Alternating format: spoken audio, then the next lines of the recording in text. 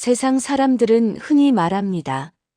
자식은 부모의 면류관이고 노년의 가장 큰 복은 그저 자식들 품 안에서 효도받으며 사는 것이라고들 말하죠. 하지만 저 양순자에게 자식이라는 존재는 면류관이 아니라 제 목을 서서히 죄어오는 질긴 밧줄이었고 효도는커녕 내 마지막 남은 살점까지 떼어 먹으려 달려드는 아기 떼와 다름없었습니다. 올해로 내 나이 75 남들은 손주 재롱 보며 웃음꽃 피울 나이라지만 저는 지난달 평생을 몸담았던 서울의 집을 통째로 정리하고 연고도 없는 제주도 중산간 마을로 도망치듯 내려왔습니다. 예, 맞습니다. 저는 자식들에게서 도망친 비겁한 탈출자입니다. 하지만 제가 왜 그토록 사랑했던 내 핏줄들을 버리고 이 낯선 섬에서 홀로 쓸쓸한 죽음을 준비하게 되었는지 그 기막힌 사연을 하나하나 끄집어내 보려 합니다. 저에게는 두 자식이 있습니다. 24 꽃다운 나이에 낳아 제 고생을 제 살점 떼어내듯 아파하며 자라준 첫째 딸 희연이, 그리고 5해 뒤에 얻어온 집안의 기대를 한몸에 받았던 늦둥이 아들 진수입니다. 남편은 아들이 초등학교도 들어가기 전 무정한 사고로 세상을 떠났습니다. 그날 이후 제 인생은 오직 생존과 뒷바라지라는 두 단어로만 채워졌습니다. 새벽 4시면 국밥집 가마솥에 불을 지폈고 무릎 관절이 다 닳아 없어지고 허리가 구부정해지는 통증 속에서도 아이들의 등록금 고지서만 보면 다시 앞치마끈을 단단히 조여 맸습니다. 국밥집 손님들이 남긴 잔반을 치우고 뜨거운 김에 얼굴이 벌겋게 익어가며 모은 돈으로 진수의 브랜드 신발을 사줬고 녀석이 대학에 가고 장가를 갈 때까지 저는 단 한 번도 저를 위한 옷 한 벌 사입지 못했습니다. 그게 부모의 당연한 도리인 줄로만 알았습니다. 내가 으스러지고 가루가 될수록 내 자식은 빛날 거라 믿었던 그 미련한 헌신이 결국 내 목을 겨누는 날카로운 칼날이 되어 돌아올 줄은 정말 꿈에도 몰랐습니다. 비극의 씨앗은 아주 오래전부터 자라고 있었습니다. 진수는 어릴 때부터 유독 손이 많이 가고 욕심이 많던 아이였습니다. 누나 희연이가 새 옷 한 번 안 사입고 동생 학원비를 보탤 때도 진수는 친구들 사이에서 기가 죽는다며 수십만 원짜리 점퍼를 사달라고 드러누웠습니다. 한 번은 중학생이던 진수가 고가의 오토바이를 몰래 타다 사고를 낸 적이 있었습니다. 피해자 가족들이 국밥집으로 찾아와 소리를 지르고 멱살을 잡을 때 저는 그들 앞에 무릎을 꿇고 머리를 조아리며 빌었습니다. 진수는 그 모습을 보며 미안해하기는커녕 왜 자기를 부잣집에서 낳아주지 않았느냐며 저를 원망했습니다. 그때 녀석의 눈빛을 읽었어야 했습니다. 녀석의 눈에는 엄마의 눈물이 아니라 엄마가 가진 돈의 가치만 보이고 있었다는 것을요. 장가를 가면 철이 들 줄 알았습니다. 하지만 며느리 미정이는 진수보다 한술 더 뜨는 영악한 아이였습니다. 결혼 초 제가 정성껏 마련해준 신혼집 전세금이 적다며 시어머니인 제 면전에서 한숨을 푹푹 쉬던 모습이 아직도 눈에 선합니다. 미정이는 명절마다 찾아와 과일 한 바구니 사오는 법이 없었습니다. 오히려 제가 국밥집에서 팔고 남은 고기며 반찬을 싸주면 어머님, 이런 건 집에서 냄새나서 못 먹어요. 차라리 현금으로 주시면 저희가 알아서 사 먹을게요라며 제 가슴에 대못을 박았습니다. 한 번은 제가 생일을 맞아 자식들을 불렀을 때였습니다. 미정이는 밥상머리에서 젓가락질 한 번 하더니 대뜸 말하더군요. 어머니, 이제 연세도 있으신데 국밥집 그만하시고 권리금 받아서 저희 사업 자금으로 주시는 게 어때요? 어차피 나중에 진수 씨가 다 관리해야 할 돈인데 지금 투자하는 게 서로에게 이득이잖아요. 생일 케이크의 촛불이 채 꺼지기도 전에 나온 그 말에 저는 채기가 올라와 며칠을 알아누웠습니다. 진수의 빨대짓은 본격적인 사업병에서 시작되었습니다. 5년 전 녀석은 잘 다니던 회사를 그만두고 가상화폐와 주식에 손을 댔습니다.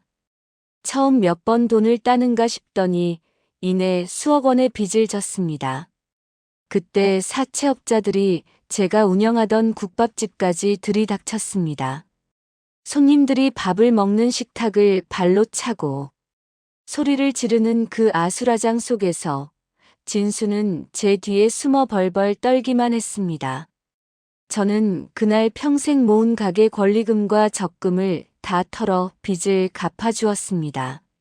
녀석은 무릎을 꿇고 눈물을 흘리며 다신 안 그러겠다고 맹세했지만 그 맹세는 딱 석 달을 넘기지 못했습니다. 그 다음엔 프랜차이즈 카페를 한다며 돈을 가져갔고 또 그 다음엔 중고차 매매상을 한다며 돈을 요구했습니다. 녀석에게 부모의 집은 은행보다 인출하기 쉬운 현금 지급기였습니다. 결정적인 사건은 작년 무더웠던 여름날이었습니다. 진수 부부가 제 집을 담보로 또 다른 사업 자금을 대달라며 예고도 없이 들이닥쳤습니다. 안 된다고, 이건 내 마지막 생명줄이라고 단호히 거절하자. 진수는 마당에서 고래고래 소리를 지르며 장독대를 때려 부수기 시작했습니다. 제가 평생 정성껏 담가둔 된장과 고추장이 마당에 쏟아져 피처럼 흘러내렸습니다. 엄마가 나한테 해준 게 뭐가 있어. 누나한테는 대학 보내주고 결혼할 때 보태주더니 나한테는 왜 이래. 엄마 죽으면 이거 다 썩을 돈인데 왜 안 주냐고. 동네 사람들이 담 너머로 구경을 할 정도로 처참하고 부끄러운 광경이었습니다. 저는 방 안에서 문을 걸어 잠그고 벌벌 떨며 밤을 지새웠습니다. 창밖으로 들리는 자식의 욕설 섞인 고함과 며느리의 비웃음, 섞인 한숨 소리에 제 영혼은 갈기갈기 찢겨나갔습니다. 저는 그때부터 주도 면밀하게 움직였습니다. 자식들에게는 아무 내색도 하지 않고 비밀리에 부동산에 집을 내놓았습니다. 진수 부부가 알면 당장 달려와 길을 막고 집 앞에 들어놓을 것이 뻔했기에 이사 당일까지도 이웃들에게조차 입을 닫았습니다. 통장의 돈을 여러 곳으로 분산시키고 모든 보험 수익자를 제 자신으로 돌렸습니다.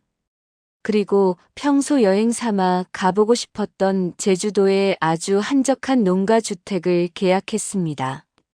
이삿짐 센터도 부르지 않았습니다. 평생 아꼈던 가구들, 아이들 베넷 저고리부터 성적표까지 담아둔 그 많은 추억, 덩어리들을 미련 없이 다 버렸습니다.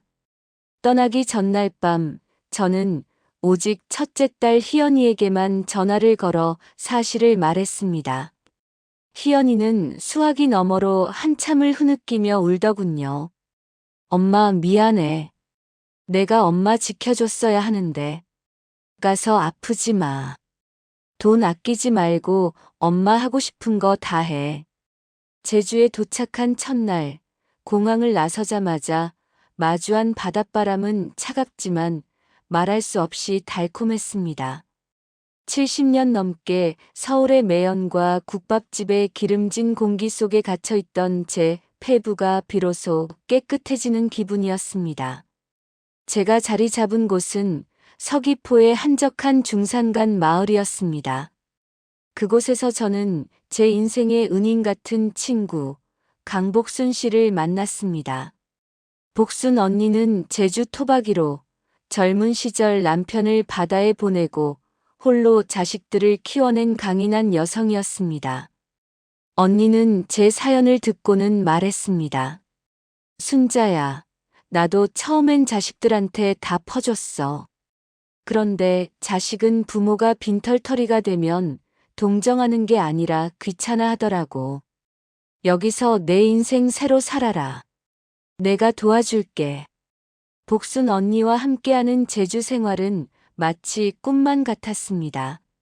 아침이면 안개가 자욱한 오름을 오르며 고사리를 꺾고 점심에는 마당 평상에 앉아 갓 지은 밥에 성게미역국을 끓여 먹었습니다. 언니는 제게 해녀들의 강인한 삶을 이야기해주며 여자로서 그리고 인간으로서 자신을 지키는 법을 가르쳐 주었습니다.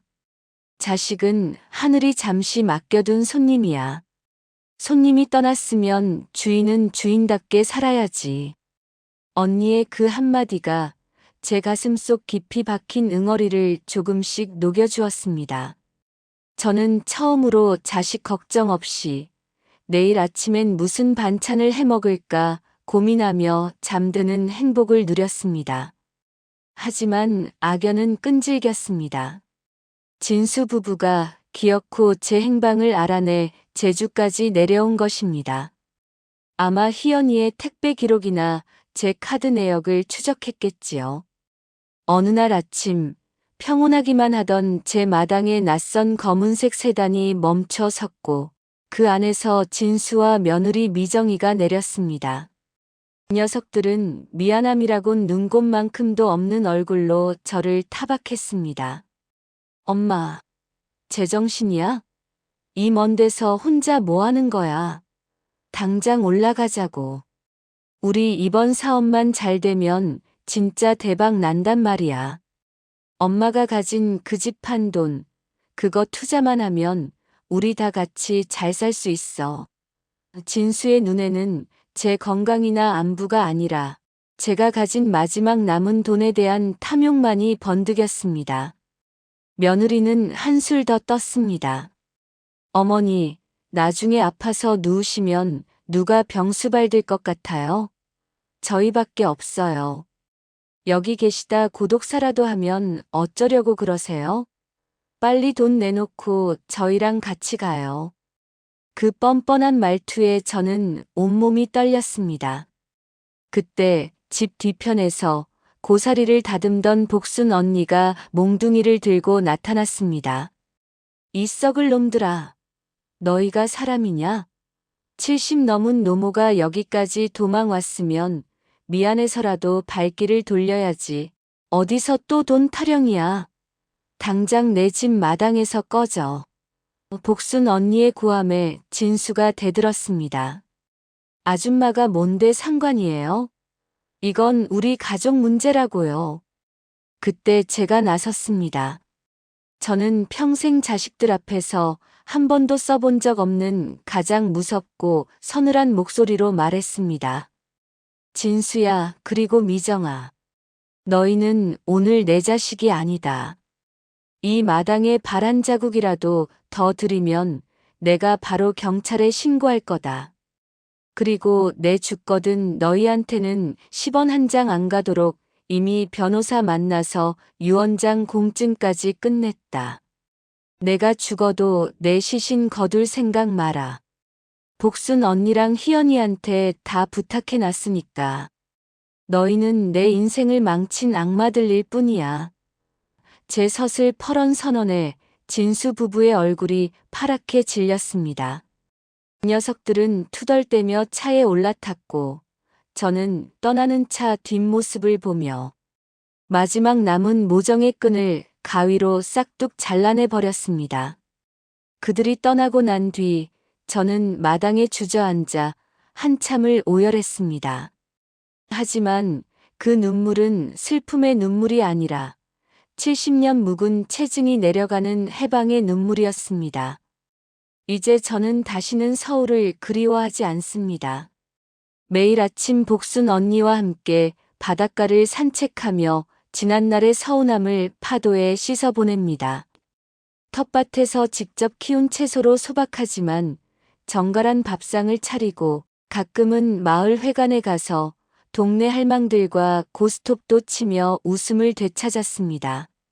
첫째 희연이는 가끔 내려와 제 손을 꼭 잡아주며 말합니다. 엄마, 이제야 진짜 엄마 얼굴 같네. 여기서 오래오래 행복하게 살자. 시청자 여러분, 가족이라는 이름으로 모든 것을 인내하고 희생하지 마세요. 부모의 사랑은 무한할지 몰라도 부모의 인생은 유한합니다. 자식이 부모를 빨대 삼아 살아가게 방치하는 것은 자식을 위한 길이 아니라 자식의 영혼을 망치는 길입니다. 자식에게 모든 것을 내주고 빈 껍데기로 남지 마십시오. 때로는 단호한 절연이 진정한 사랑이고 나를 지키는 유일한 방패가 됩니다. 저 양순자는 이제야 진짜 제 삶을 삽니다. 비록 늦었지만 저는 지금 이 순간이 제 생의 가장 찬란한 봄날입니다. 여러분도 당당히 자신의 삶을 사세요. 그게 여러분의 인생에 대한 가장 큰 예우입니다.